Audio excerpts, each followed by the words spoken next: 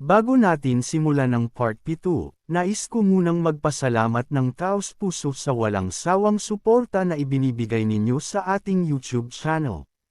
Sa mga nagustuhan ang ating video, huwag kalimutan mag-subscribe at i-click ang notification bell upang maging updated sa mga susunod pang video na ating gagawin.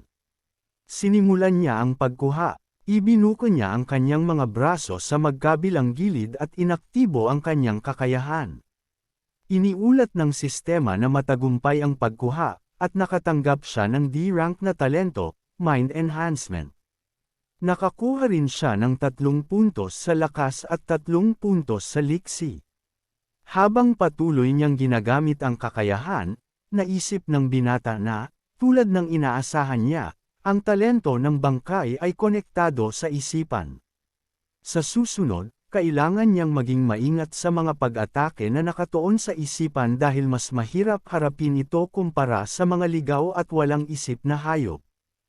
Hinawakan ng binata ang kanyang dibdib, at sinimulan ng sistema ang paglikha ng kakayahang Divine Seal. Sa sunod na galaw, hinawakan niya ang lupa at sinabing matagumpay ang lahat, ngunit kailangan niyang makuha ang talento na konektado sa 6 senses o makahanap ng paraan upang makagawa ng Taming Pill para maisaaktibo ito. Iniulat ng sistema na matagumpay ang paglikha ng kakayahang Divine Seal, at nakatanggap siya ng 3rd rank na kakayahan. Habang pinag-aaralan ang hayop, napansin ng bayani na parehong mahirap makamit ang talento at ang kakayahan. Nakakuha siya ng Dragon Blood Fruit, Bone Tree Grass, at Heart Grass. Tumangala siya at sinabi na matagumpay ang eksperimento. Sa tulong ng Mind Enhancement, kaya niyang direktang kontrolin ang storage ring upang kunin ang lahat ng bagay sa isang iglap at palakasin ito, kaya mas maginhawa ito. Posibleng sa mga laban sa hinaharap, magagawa niyang tawagin ang espada at magtagumpay sa isang biglaang pag-atake. Sinimulan niyang kolektahin ang mga nakuhang gamit sa storage ring. Naiinis siya dahil kung mayroon siyang Beast Taming Pill, magagawa niyang direktang kontrolin ang mga ligaw na hayop. Ang mga gamit na ito tulad ng mga halamang gamot at prutas na espiritual ay mahalaga. Tumingin siya sa paligid ng mga dingding at napansin ang mga bintana ng sistema na nag-ulat na matagumpay ang Endless Extraction. Dahil dito, nakatanggap siya ng D-rank na Fire Control.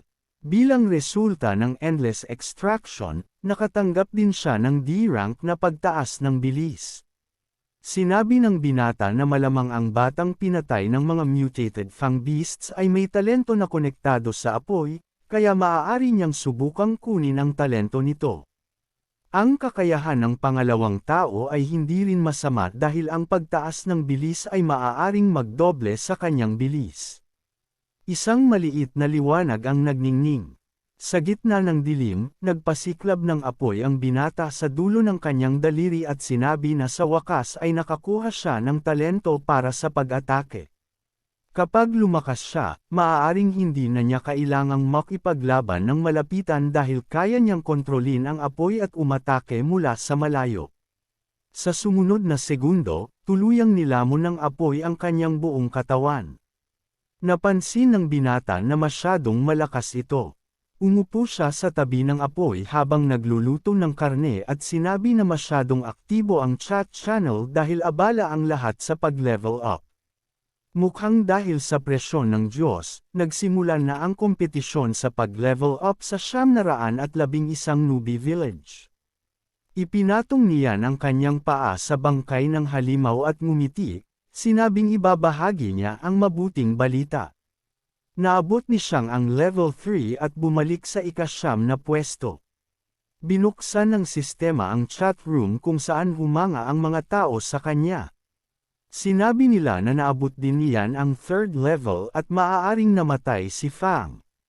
Tiningnan ng binata ang chat room at naisip na hindi siya namatay, kundi nasa espasyo lamang ng ibang mundo. Sinabi niya na nalampasan niya ang maraming hadlang sa araw na iyon, kaya kailangan muna niyang ibalik ang kanyang lakas bago ipagpatuloy ang pangangaso. Sinimulan niyang hiwain ang karne at napansin kung gaano ito kabango. Nang kumagat siya ng piraso, napansin niyang mataba at makatas ang karne.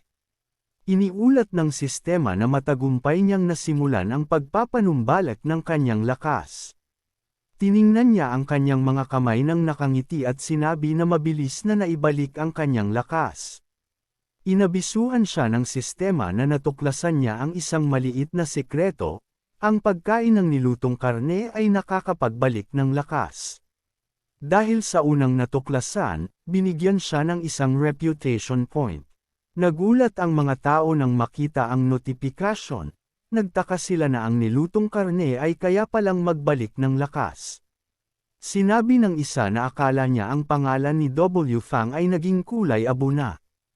Ang oposisyon at ang ranggo nito ay patuloy na bumababa, ngunit lumabas na nag-e-enjoy lang siya sa buhay.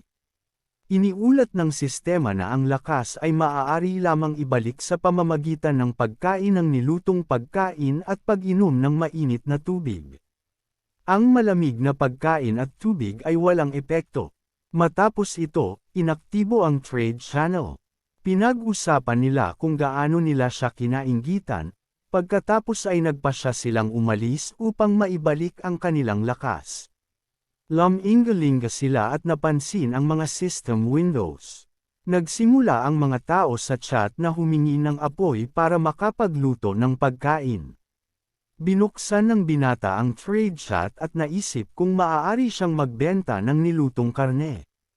Isang manlalaro ang nakapatay ng isang saber-toothed tiger, at pagkatapos ay napansin niya ang isang alok sa palitan kung saan ang bayani ay nagbigay ng 3 kilo ng karne kapalit ng bangkay ng isang ligaw na hayop. Naisip niya na maswerte siya dahil mayroon siyang bangkay ng isang ligaw na hayop kaya maaari niya itong ipagpalit. Ginawa niya ang kasunduan at napansin na ang bangkay ay unti-unting naglaho sa hangin. Isang grupo ng mga mangangaso ang nakatalo sa isang ligaw na toro at napansin na ang binata ay nagbebenta ng nilutong karne ng ligaw na hayop gamit ang sistema na maaaring magpanumbalik ng lakas. Kaya maaari nilang ipagpalit ang natalong hayop para sa nilutong karne. Si Fang, na nakaupo sa tabi ng apoy habang nagluluto ng karne, ay ginamit ang animal corpse extraction at sinabing hindi na niya kailangang maghanap ng mga ligaw na hayop dahil ang lahat ay nagtatrabaho para sa kanya.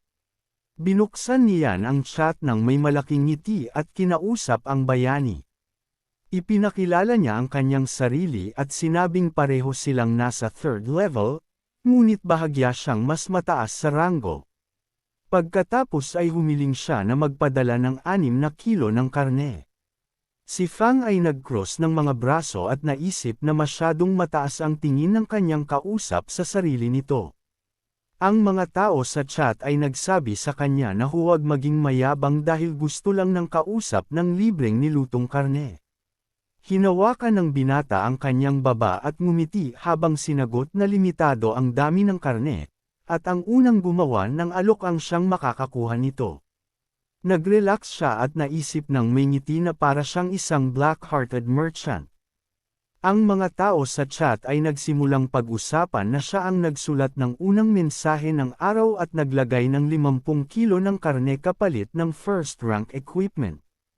Kinamot ng binata ang kanyang sentido sa gulat at sinabi na bagamat iniisip niya ang sarili bilang isang black-hearted merchant, hindi niya akalain na may mas sakampa sa kanya. Nagngingit-ngit ang mga tao at sinabing kung mayroon silang ganoong kagamitan, gagamitin nila ito para sa kanilang sarili at hindi ipagpapalit sa kanya. Idinagdag nila na kapag biglaan nilang gustong bumili ng nilutong karne, maghihintay na lang sila ng mas magandang alok. Pupunta sila kay Fang. Ipinatong ng binata ang kanyang kamay sa kanyang tuhod at sinabi na maaari nilang subukang magbenta ng iba pang bagay.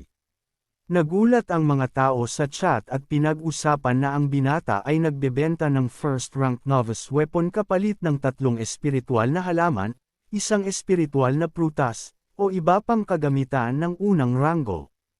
Isa sa mga mangangaso ang nag-alok na ipagpalit ang isang pulse heiress ng lakas kapalit ng isang pinong espada na gawa sa bakal na unang ranggo.